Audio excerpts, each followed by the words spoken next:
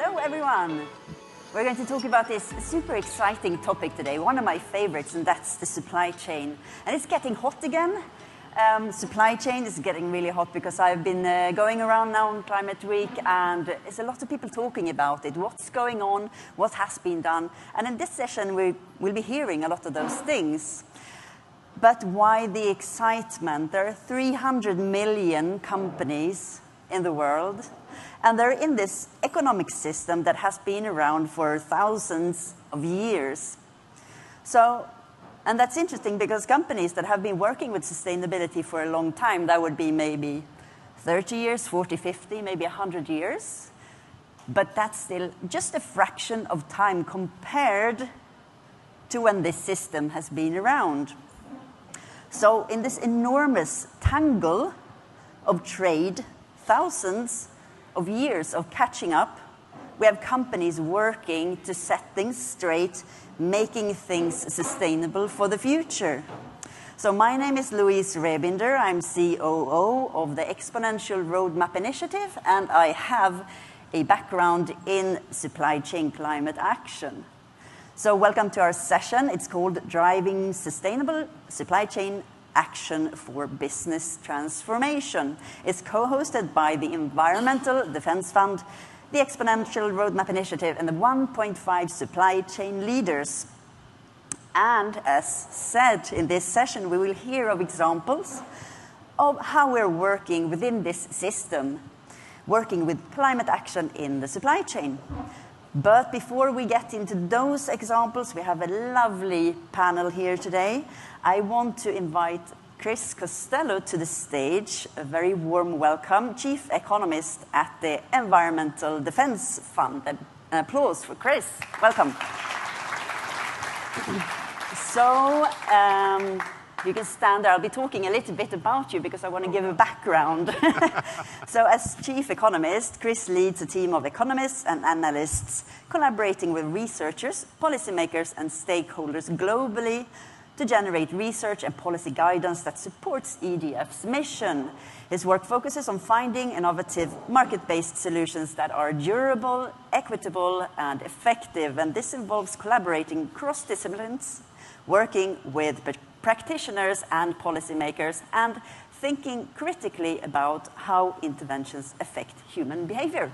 Welcome. Wonderful. Thank you so much, Louise. I'm really thrilled to be here and excited to be here with the panel and hear what they have to say. But before diving into these kinds of innovations inside supply chains, I am hoping to step back and ask about the economics of climate risk and why companies would be investing in these kinds of solutions. The kinds of actions that the folks that you're about to hear from are taking around climate risk they're truly remarkable to me. As I've learned more about them, they do things like calculate what kind of furnace was used in the Shandong province to melt the iron that rolled the steel, that forged the bolt, that held the kitchen table together. And they measure how things like La Nina-driven drought changes the correlated risk of forest fires disrupting lumber mill operations across North and South America. This sounds hard. It's costly, it's fraught with uncertainty, and it can feel like you're never getting it quite right. So I asked myself, why do it? Why do it in the first place? Half a century ago, before anyone was talking about climate change, the Nobel laureate Milton Friedman was asked about pollution and the social responsibility of firms. Milton Friedman said, there is only one social responsibility of firms, and it is to increase profits. Now, I think that thinking has evolved quite a lot, but still, I asked myself, does corporate action around climate change increase its profits? My answer, maybe surprisingly, is yes. I think managing climate risk is all about profit maximization, and I think there are two reasons for this. First, climate change is happening, supply chain risks are evolving, and uncertainty is growing. So it's just good business to build in climate resilience. If you source cotton from 3 different regions, and they all tend to suffer droughts together, you haven't diversified at all. Just like investors need diversification, you need a climate resilient portfolio. But doing this involves deeply understanding the nature of these climate risks, how they're related across regions and how they're changing, and then optimizing around them. So from an economic standpoint, it just wouldn't make sense to ignore climate shocks in your supply chain. You wouldn't ignore any other kinds of risks, so why would you ignore climate? Well, climate might be different for one reason, and that is climate-induced risks are actually evolving, and our ability to observe them, understand how they're correlated across regions, and even predict them ahead of time is dramatically improving.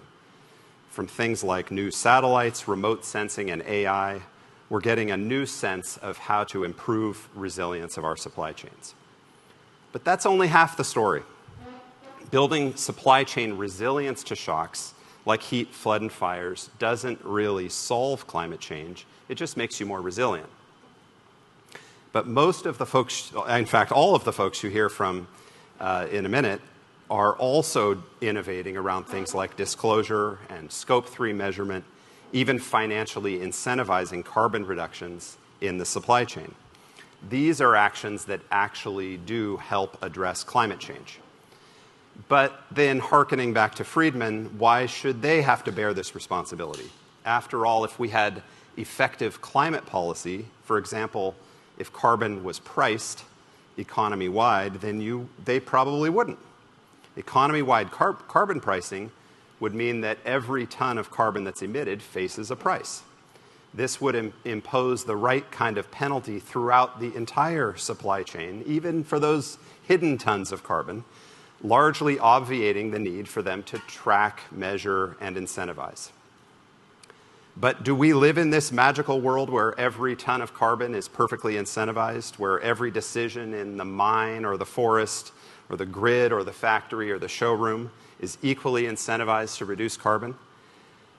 Maybe ask yourself that question. My answer is sort of. It's an interesting answer. There are 80 different carbon pricing markets around the world covering about 28% of global carbon emissions. You've probably heard of the EU and California and China, but maybe less aware of places like Colombia and New Zealand and Korea. So there's a good chance that part of your supply chain actually is already covered by a carbon price, and part of your supply chain is not. And this brings me to my final point, why it makes sense to act on climate change. The landscape of climate policy is fragmented, evolving, and hugely consequential for these companies' bottom line. And managing that policy risk is going to be crucial. Carbon prices, emissions trading systems, tariffs, border adjustments, these all have implications for your supply chain and for your profits. And getting ahead of these policies is going to make them more competitive and better prepared.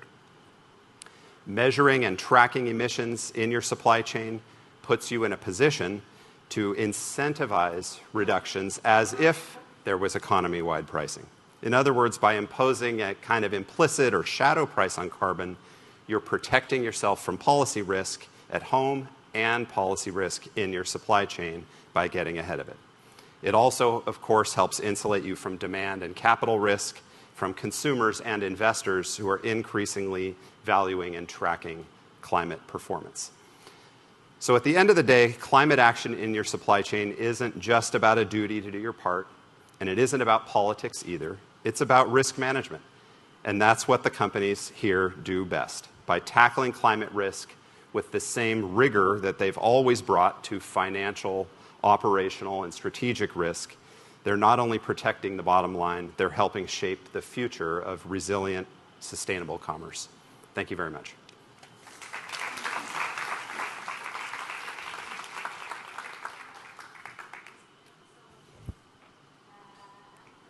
Do within EDF and working with you, it's very important work. And now I want to bring up some more our panel to the stage. So welcome. We have Michelle, David, Leila, Natalie, Veronica.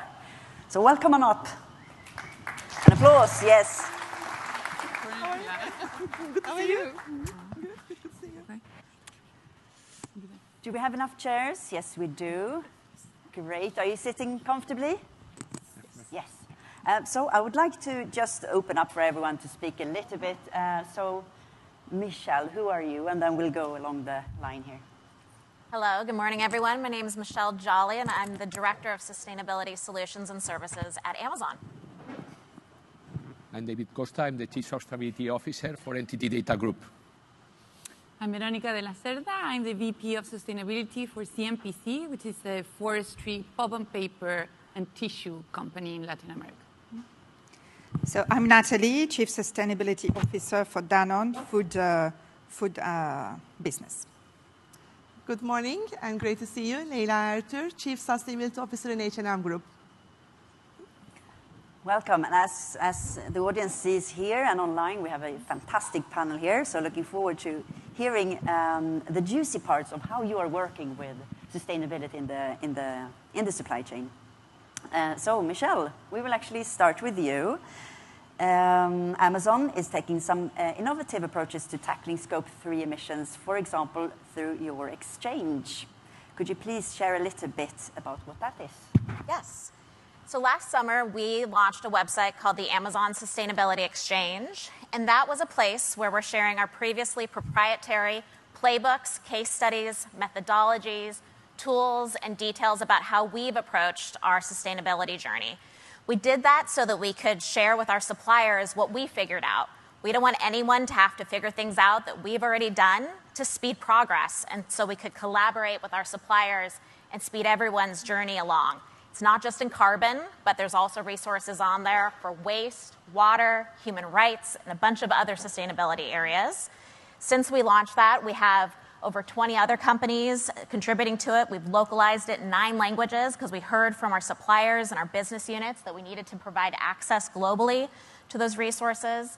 We've added a carbon credit service to share our carbon credit portfolio with our suppliers and our value chain, because we heard that that was also something that they wanted help with, their approach to carbon neutralization.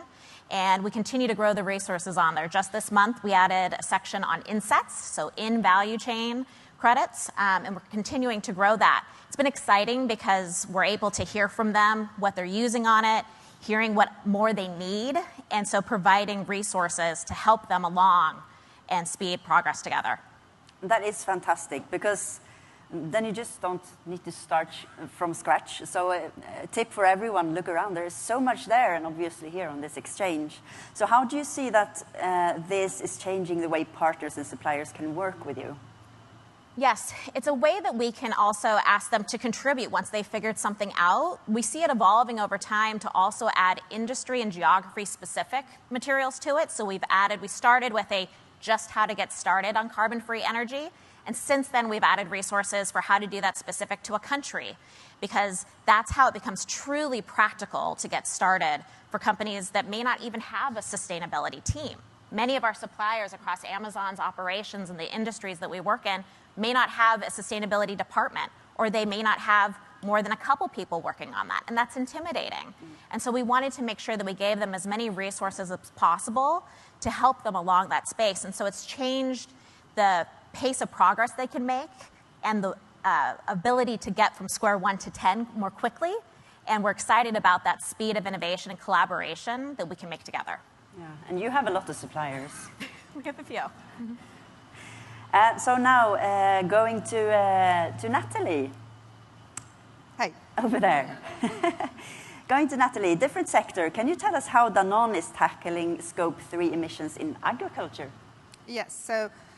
So we are a food FMCG company. So we are operating in the fresh dairy products, medical nutrition, and bottle. Water bottled. So when we look at our emissions, our own activities directly only accounts for a few % of the total emissions. So we do the maximum for our factories, for our logistics centers, and so on. But even by reducing that by 40%, this will only be a few % of the total footprint of the company. So it's very important to understand, of course, the whole supply chain. And for us, agriculture is certainly the number one, accounting for more than 60% of the global emission we have. So for that, for us, it's a critical element that we really work in partnership with the suppliers. So suppliers being most of the case farmers, so that we encourage new practices. So it can be regenerative agriculture, which I think is well known here, with a lot of activities that are certainly moving the carbon footprint, but not only. The methane footprint in the dairy industry is very important, but also will touch, the water cycle, the quality of the biodiversity, and so on and so forth. So regenerative agriculture practices. So this we can operate by our own with our direct contact with farmers, but it's not enough, of course. And to be stronger, I would like to advocate about the power of collaboration. So, for instance, we have just announced a collaboration with Owl Deleuze here in the US, together with the Nature Conservancy. And this one is pretty efficient to embark thousands of farmers in the journey of the transition to regenerative agriculture. And beyond the direct contact with farmers, then we can have also, I would say, more processed industry behind some ingredients. And here it's about having contracts and incentives to make those, I would say, partners participating in the journey. I don't know if do you want to say any more examples of how you're working with supplier? No, the sound is buzzing here. More examples of how you're working with suppliers or other supply chain actors? Yes, for instance, it can be dairy ingredients suppliers that would propose, a portion of it. So then we will put, now we have covered around 1/3 of our contract is including the reduction of GHG as part of the global contract. So this is already a very good signal. Not everybody agrees with that, but of course we are working to expand that. And we created a platform for sustainable dairy practices where we welcome all the dairy, I would say, producers and partners to sign up for that, so that they are at least, in the movement and on the road for making this progress. Thank you. And for those that maybe not yet work with the supply chain matters, when we talk about how many suppliers companies have, if you're a tiny company, you can have 20 suppliers. But if you're a large company, some of the companies here, I don't know how many exactly you have, but it can be 20,000, 50, 100,000 suppliers in your supply chain. So it's important to have work that can be used by a lot of Yes, in our case, for instance, we know that in terms of the direct farmers, it's up to 60,000, so around the globe. So it can be hundreds here in the US because the farms are large. But for instance, I've lived a few years in Morocco, and here we were having 30,000 farmers in direct contact. So you can imagine, the level of engagement from the teams to get those practices, I would say, installed and diffused in the network. And of course, every country, every supply chain is different, because when you go to very small farmers, it's about almost education, some basics, fundamentals. When you go to the US ones, of course, it will be extremely, I would say, expert type of advice, and sometimes capital intensive also, So different supply chain, different realities and different activities. Yeah. Thank you. And now going to Veronica, forestry, pulp and paper. Considering that you are present in certain territories where suppliers may be small in scale a little bit, maybe that we heard from Natalie, but that presents these unique challenges. How are you getting creative in addressing these? Thank you. Well, thank you very much for having me here. But you were saying 60,000. I was shocked. We have 22,000 suppliers, and half of them probably are SMEs. 20% around are considered local. And when I mean local, I mean like small in a particular region, so very local.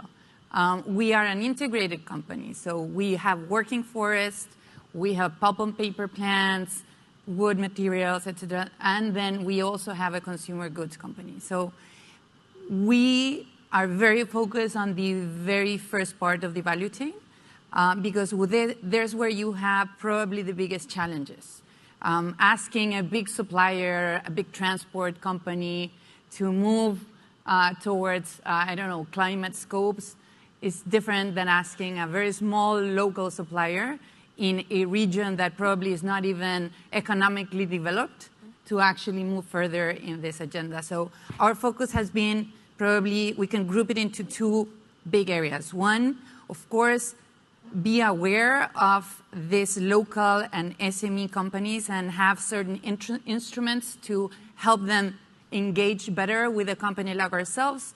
And so we have, for example, we are FSC and PFSC forest management certified, and we help them certified as well.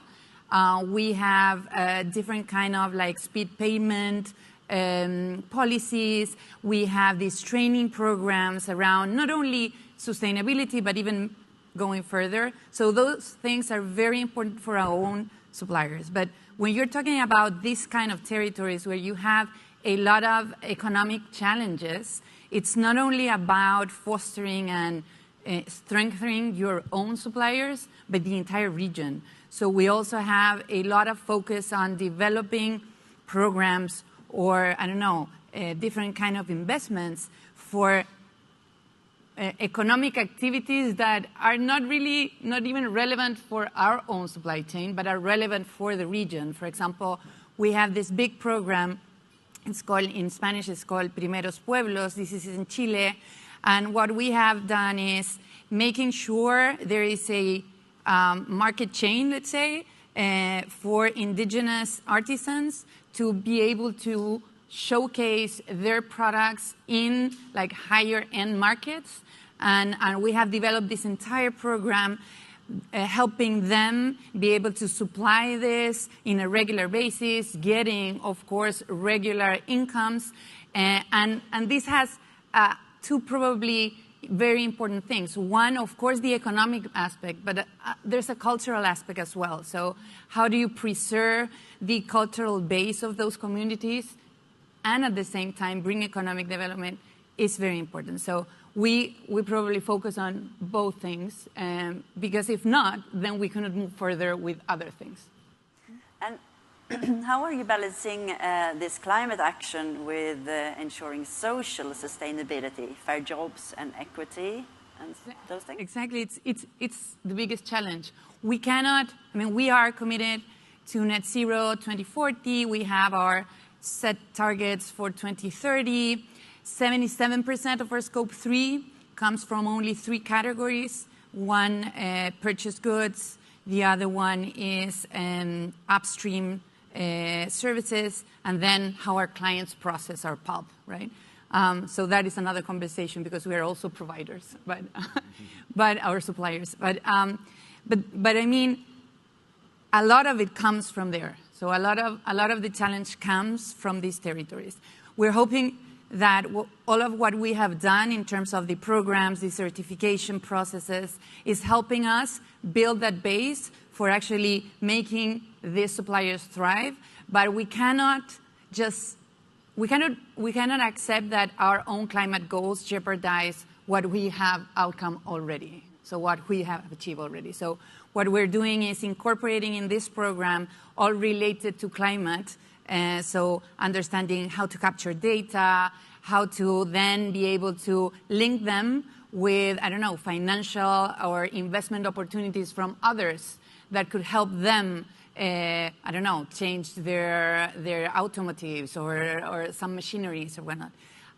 But again, this is something that we're really starting because this is very hard. This is probably the hardest part. We cannot just say, look, now all of you suppliers need to raise the bar and that's it. You need to go with them and bridge these collaborative moments or instances for them to feel that we are working together in this. And it's not just a demand from this big company and that's it. Exactly. Thank you. Now we're going to to you, David. NTT Data Group. You said something about being the largest unknown company of the world, or something like that. Probably the audience will agree with me. So NTT Data is, for you to know, is a 330,000 employees company. We are the third data center supplier in the world. Okay, we work a lot with Amazon. 40% of the internet traffic goes through our networks. And we provide consultancy services, some of them in sustainability. But basically, when talking about how to apply this in our daily activities, I could explain the Disney version or the Tarantino version. Okay, Disney version is that we all have perfect plans, okay, and that we think they are going to work. But you know that the perfect plan, you are one click away from the perfect strategy. That is, you go to ChatGPT, you say, draw me the strategy of corporate sustainability strategy for my company. You have it. The big difference is the execution. And the execution in our case, again, one day someone asked you why you are progressing so fast in your organization about those topics. Is because our CEO is a believer. Both the Japanese and the international, they believe. So there is not two strategies. We have one strategy that includes sustainability inside. And in fact, I think our best achievement is to manage to get, we have 584 entities outside Japan. Okay? We managed to get one slide that has all the material topics, 13. Obviously, there are 3 that are related to climate, climate change, water management, circularity. But then I think our big achievement has been to get in the prosperity part to make sure that there is one that says sustainable by design products and services. So in the past, if I went to talk to a unit and said, you need to deliver those results, they didn't pay all the attention they had to, okay? Or if we have one is sustainable value chain, it was the same. But now what we do is, at the end, the chief sustainability officer, in my case, I'm the coach of the organization. Remember in the 80s, 90s, there was chief sustainability office, chief quality officers. Do you see chief quality officers in the organizations now? No. So hopefully, if we do a good job, there won't be chief sustainability officers because all the CXOs will do their job. And one of them, obviously, in the topic we are talking is procurement or operations. No? And now, but basically what we've done is to make sure that this impacts the pocket. Okay, so all the chief executives of the company, the first levels, 15% of their bonuses depend on our sustainability objectives, especially focus on our emissions.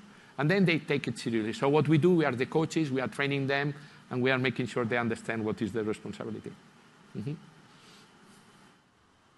So how do you, excuse me, how do you, again,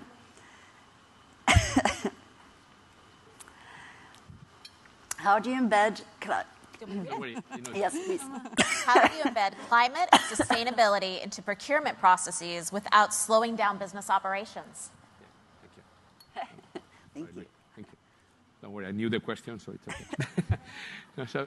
So basically, what we are doing is we partner with the chief procurement officer at global level, and we don't have so many suppliers. 70% of our Scope 3 emissions is 20.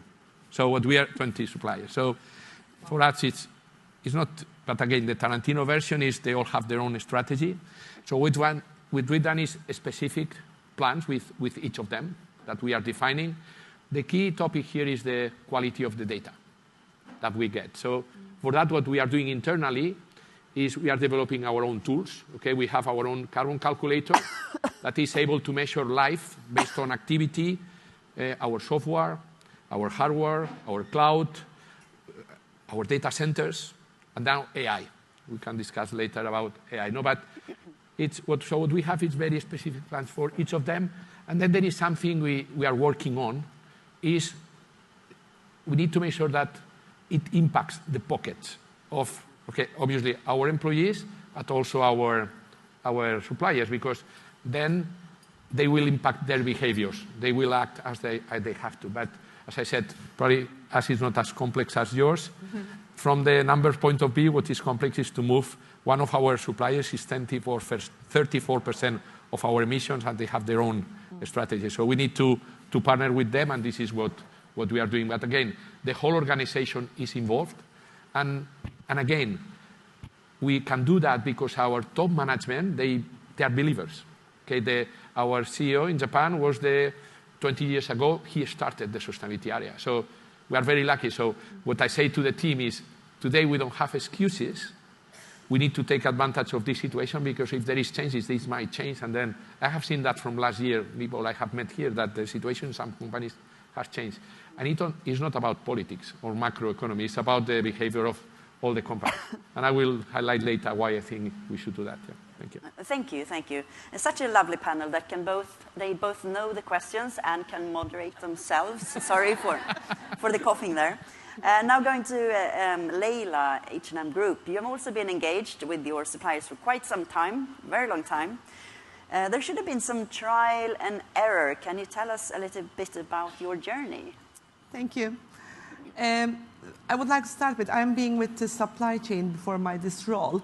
I've been like 2 decades in procurement, lived and worked in different countries where H&M sourcing. So this is the area actually where I have my heart in. And during this time, I haven't seen any strategy. This doesn't need to be sustainability. This could be quality, product development, market development. If we don't have a common understanding and common vision with our suppliers, that we could succeed of. So for me, the first point is, especially for this change management, was to make sure that we have a common understanding, shared goal with our business partners. Since 2016, we started to engage with our suppliers, and we got lots of questions. Why we are doing this right now? This is an extra cost. Who's going to pay this? We don't have these people who understand what is energy efficiency in our factories. We are just fabric producers. And why you are asking this to us? It took us 5 years, literally, to bring everyone on board, all our key suppliers, partners in various regions, to make sure that, okay, we do see it as a challenge, but we also do see it as a resilience for our business. Before we came out with our goal in 2021, which is one of the most bold goals for our industry, at least I would say, we want to reduce our emissions 56% by 2030, and we want to be net zero by 2040. Again, this was another wave in our value chain because similar to what you say, we have thousands of suppliers, our own emissions counts a couple of single digits. Big thing is happening in supply chain. But we don't own any factories. We work with contracts, and we are working those factories with other brands also. And we intentionally do not want to have bigger percentages on those factories because also it's always good to keep flexibility among suppliers, among markets. So this has been a very long journey for us. Now we are in like ticking of 10th year, where we think of like now we have a common ground with our partners. How did we come there? And I think this is the biggest challenge and learning for us. When we went out with this, can we do this together? We've seen a big resistance because of the cost.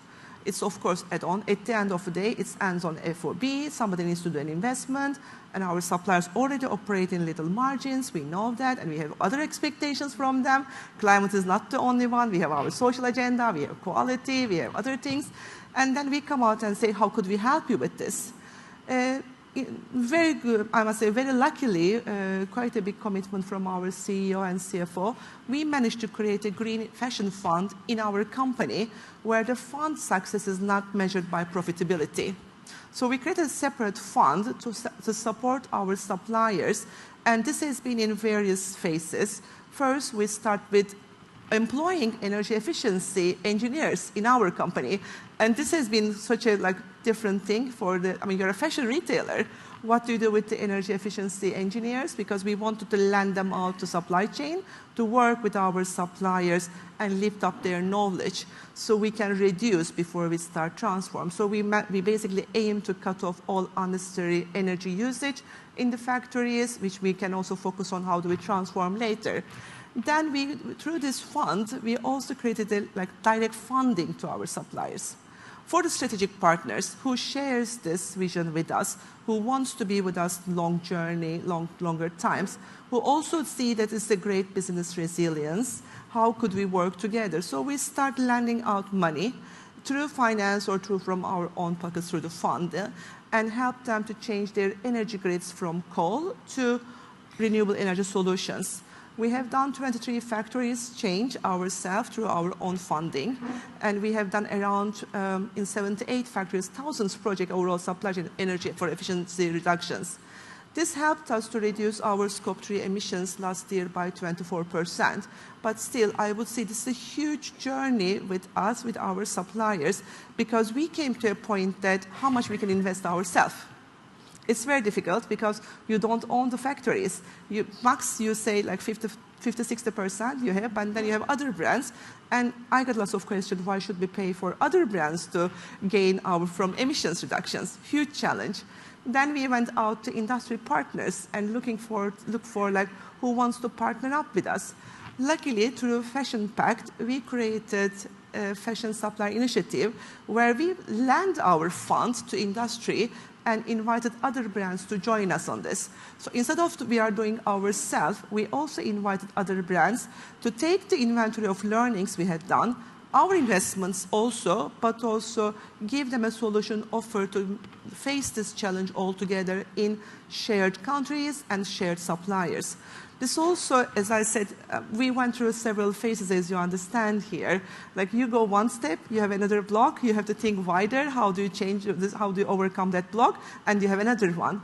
For me, the key success and key part with us, again, bringing suppliers on board, quite early stages, almost 10 years ago, making sure that you make your commitment quite clear, but also include this to your business KPIs. So all our strategic partners, together with quality, price, lead time, they also have their KPIs on their emission reductions and material basket. So we are looking after very straightforward KPI selection, suite of KPIs, where we evaluate our suppliers and business relation based on not only one, but many. Now, the FSI, the Fashion Supplier Initiative, has been, we have 9 different brands joined since last year, this initiative, growing quite fast. We are in Bangladesh. Now we are launching new countries for shared initiatives. And again, for me, this is just a journey. We have to stay very committed. We have to stay creative. We need to partner up with others because we have a long way to go together in this. And cross-collaboration or collaboration across industries, it's very, very powerful, but could also be challenging. Do you have any more examples or experiences there? I think the biggest challenge here is like, how do you separate cost from profitability? I think this is what I learned in all these journeys. Because if you think about, I mean, we invested 1.7 billion SEK in 2024 for this program, efficiency and change management on energy.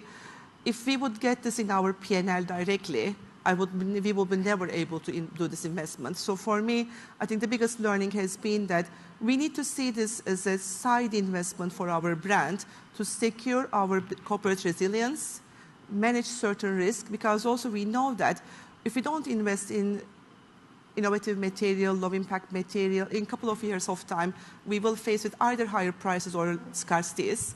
If we continue working with coal, it's going to be even more problematic because also we know that we will have certain limitations. If we don't invest ourselves in renewable energy, we will also pay more higher prices later on. So it has been a very clear business case for us to make sure that we don't measure success with profitability or FOB here, but we measure success on long-term resilience. Again, I mean, now what we are doing is when we are working with governments to work on different certification models, financial models. And as I said, I think it's all about like staying committed and finding new solutions every day. Okay, thank you. Maybe a round of applause for this extraordinary panel and the work that they've done. But we're not done yet because I want to ask, because there are a lot of companies and people working with this that are maybe haven't come that far and want some advice. So are there any pieces of advice that you would give companies or people starting to tackle Scope 3? Maybe starting with you, Michelle, here. Sure. I think there's a mindset shift that I'd ask folks to take. It might feel intimidating to ask this of your suppliers and to feel like, oh, I have to have this negotiation, I have to set expectations. I think there's a shift that I'd ask you to take, that when you help your suppliers evolve the way they operate and find these sustainable approaches to their operations, you are helping them grow their business. to Chris's point, you are actually identifying business opportunities for them. We've seen this in some of the stories that we've told on the exchange around when we've collaborated with a supplier and helped them create a more sustainable office chair or approach to a building material, and then we sell that. We've seen them then be able to offer that to the other companies that they sell to, and it's helped them grow their business. So that mindset shift, I think, is an important approach to your suppliers. Yeah, true, true. I've seen it myself. It's lovely. It's lovely. Someone else? Yeah, go for it, David. Yeah. So basically, I think we are very lucky because in sustainability, you don't compete. You collaborate, and you can see it all this week. So, but I would say is one thing is impact the pocket, okay, internally and externally. Okay, this will help a lot. It will impact the behaviors of what you do. And then probably the other one, and we are a very innovative company. We invest 3.6 billion in R&D. We are innovating also with our partners. As I mentioned before, they are reduced. We do technology. So we are applying AI, for example, to everything we do to make sure we are more effective. And then we are helping our AI team to measure the impact of what they do. And AI is helping us to be more effective, for example, collecting data, because the quality of data is very important, and we need to be very effective to do that. So I would say those two things. Yeah. Yeah. Mm-hmm. Natalie, did you have something? Oh, okay. Well, so first of all, I think it's important to measure properly, what matters the most.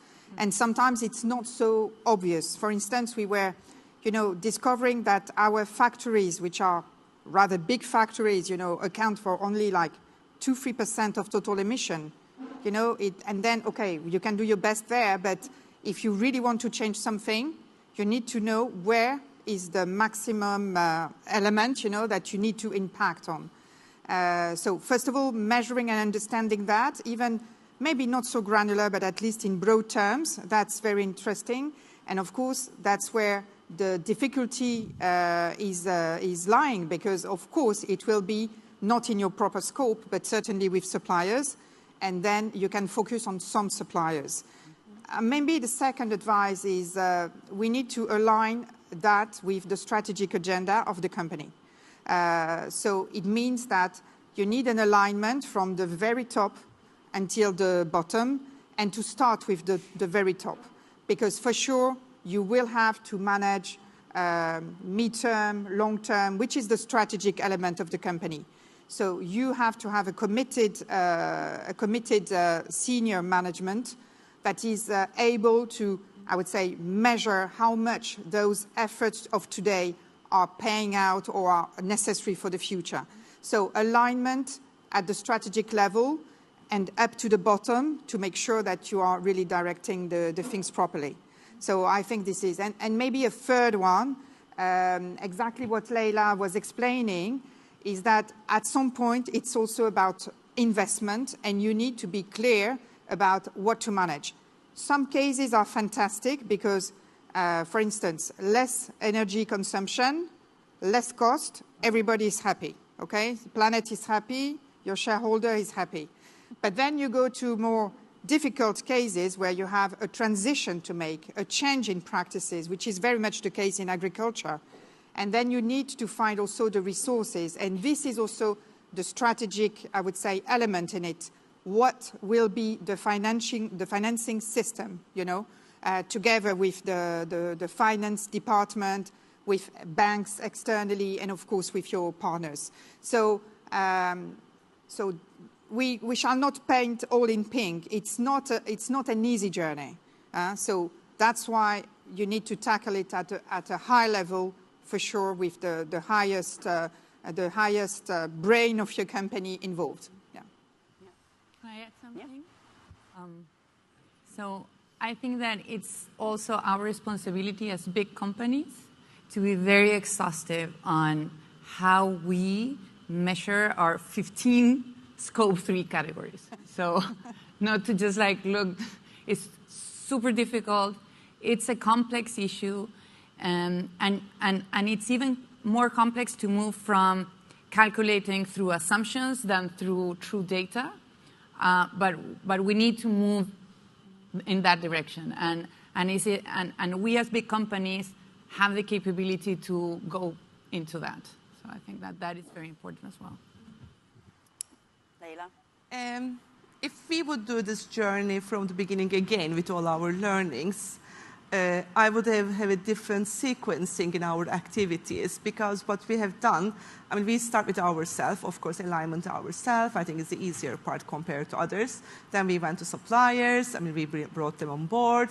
And then we saw, oh, now we need others. We went to industry. Then we invited other brands.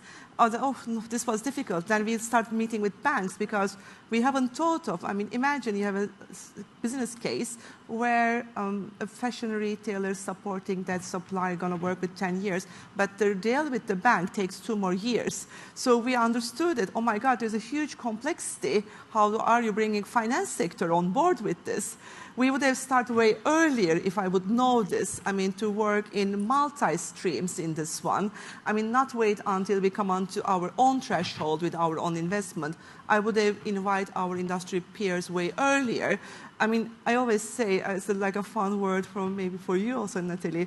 Like one of my friends who was working in chocolate producers say, we don't compete in cacao, we compete in chocolate. And here also in our case, we don't compete in the factories, but we can compete in product. So for us, inviting other brands to this journey has been actually helped us a lot to scale up full initiative. We would have done that way earlier. But again, we needed maturity. We need those learnings. But if we would start with this journey, I would have done multi-streams in parallel, also including one more layer on this, all our government relations, the policy framework, how we work with certificates, because we come to a certain level, oh, there's a problem here, let's work with the certificates in Bangladesh. Can we do power purchase agreement in private? Oh, no, now we need to align this with them. So it has always been like, sprints and rounds. And for me, if I would do this again with all learnings, I could have pressed different buttons in the same time. Now we have very little time left, but we have time for one more speedy question, and it's kind of on the positive note. So, have you seen any encouraging steps forward from yourselves or from others that stand out to you? Michelle, do you want to start? Sure.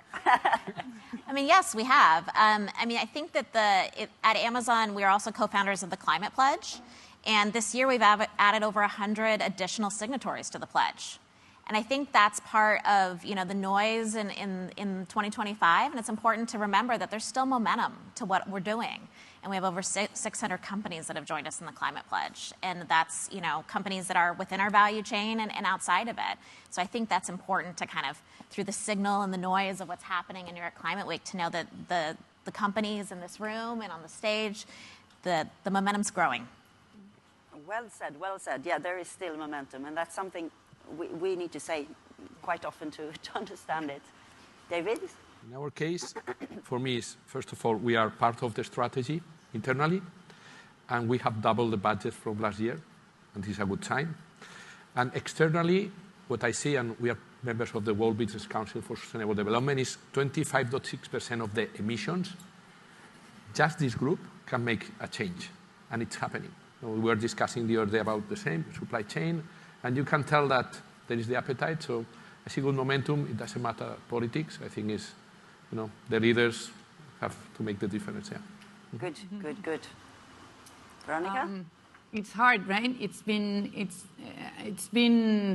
how do you say, like an emotional week, because there is a lot of pessimism. There are people saying things that are a bit controversial. But since we're in the solutions house, I'm with Michelle. We are aligned with science-based targets, and what we've learned is that in the last year they just more than doubled the amount of companies with short-term targets. If you count the ones that also are setting themselves like long-term targets, it's more than double the amount of companies. That should be meaningful. And we were talking about scope 3. That's incredibly important that all of them are committed, because then you can move forward. Natalie, quickly.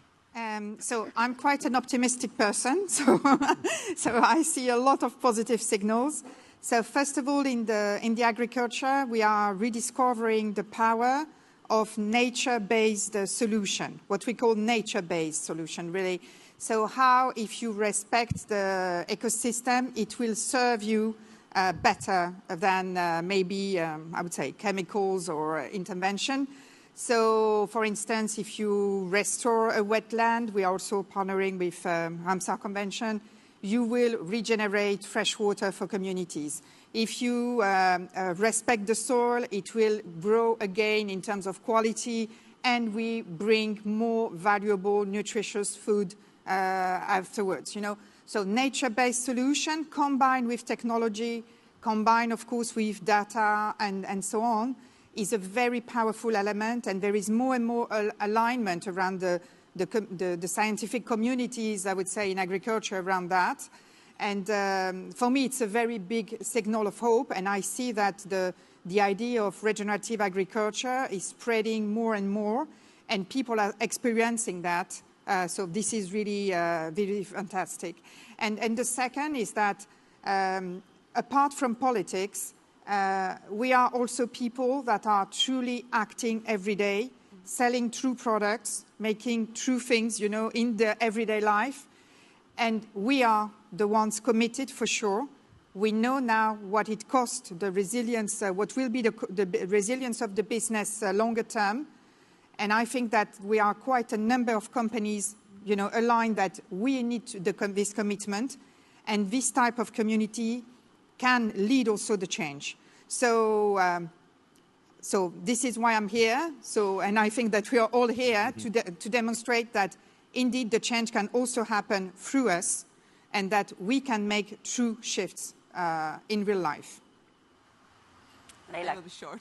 I understand that. I mean, I want to challenge us, like, in a different forum, because now we have done the investment, we have the learnings, we understand our game. I'm seeing that this is starting to be something else for us.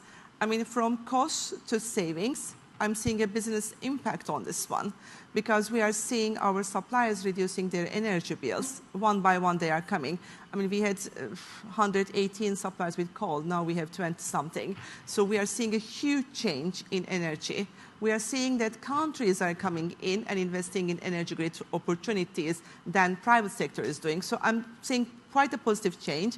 And also, I'm hoping that in certain point of time, we're going to talk about, yes, we did this investment, but it's actually contributed to our P&L and solution. So I'm really coming from that, can we do this a different business case here, instead of seeing this only an expense, to turn something as saying that it brought us resilience on who we are, what we are producing, like you said, better relations, better future, but also business case within itself. And thank you so much. And we're out of time, but I want to thank this incredible panel. We have Michelle Joly, Amazon, David Costa, Entity Data Group, Leila Ertur, H&M Group, Nathalie Alquier, Danone, Veronica de la Cerda, CMPC. So a big applause for the panel.